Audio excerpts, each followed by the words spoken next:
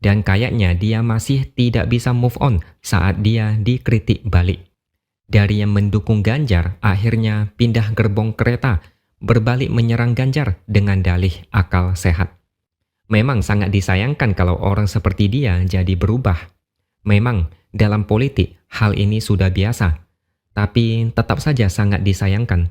Yang disayangkan adalah kenapa ucapannya makin kesini makin tendensius dan mengarah ke tuduhan yang keterlaluan.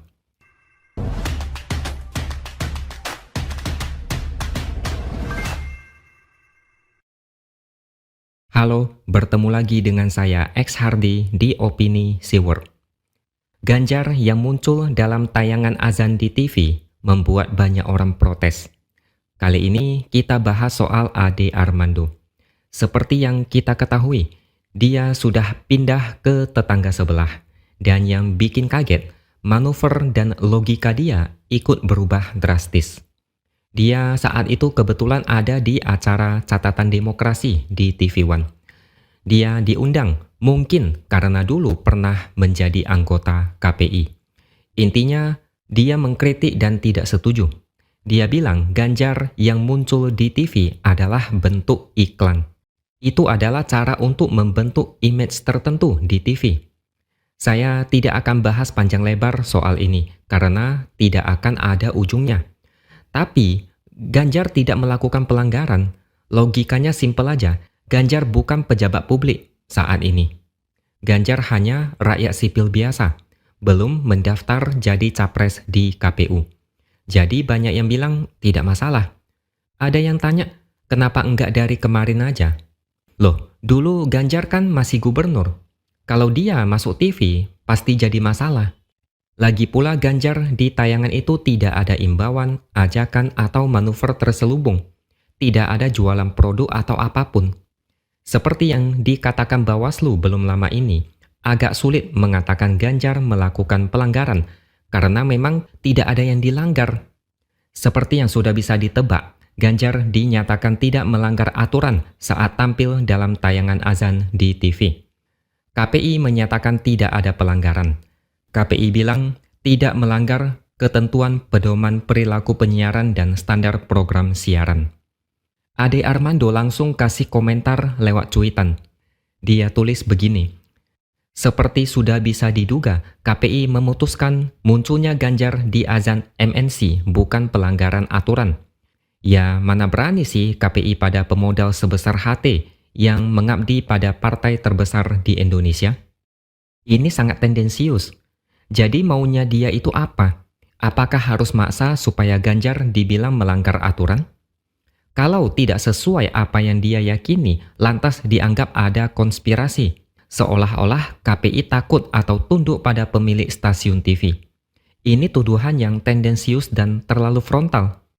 Dari sini kita bisa menilai Ade Armando terlalu memaksakan pendapat dia.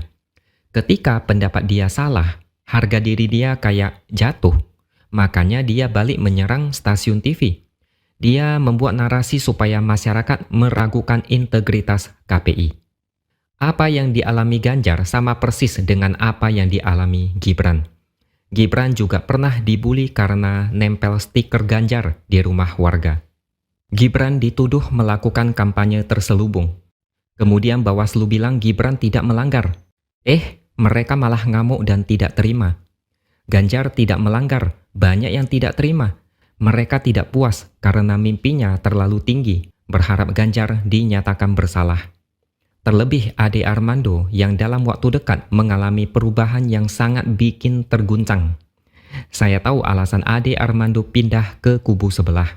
Ceritanya memang panjang, tapi sangat aneh kalau dia yang selama ini punya slogan akal sehat, malah pindah ke kubu sebelah dan mengaku sudah ganti musuh.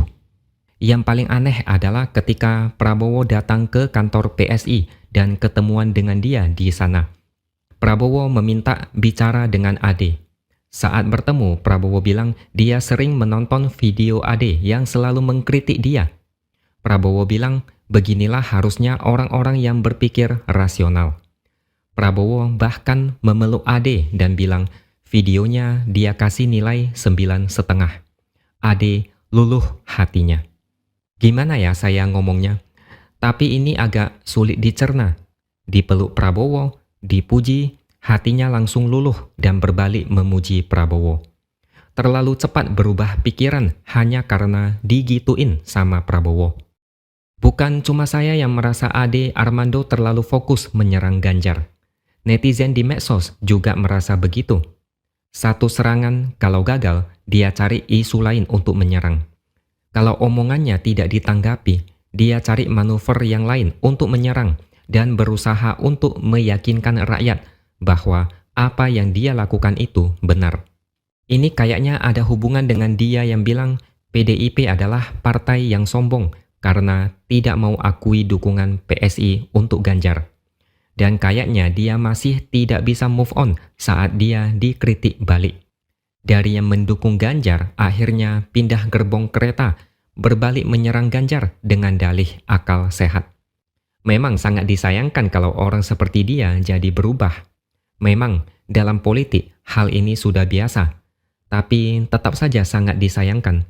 Yang disayangkan adalah kenapa ucapannya makin kesini makin tendensius dan mengarah ke tuduhan yang keterlaluan.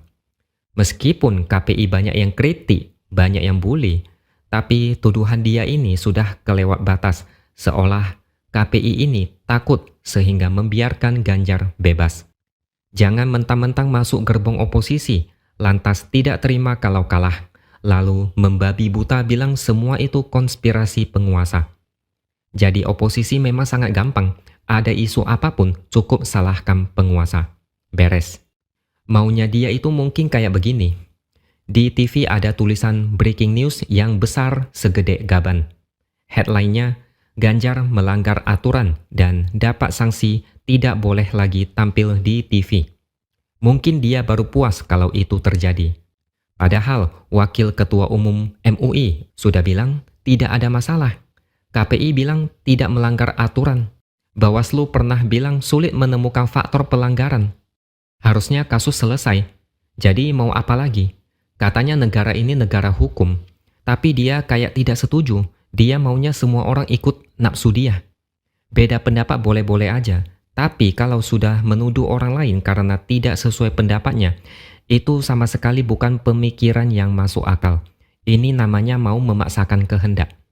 Entah kenapa adik ini mulai-mulai mirip kayak Budiman Sujatmiko yang mendadak dukung Prabowo.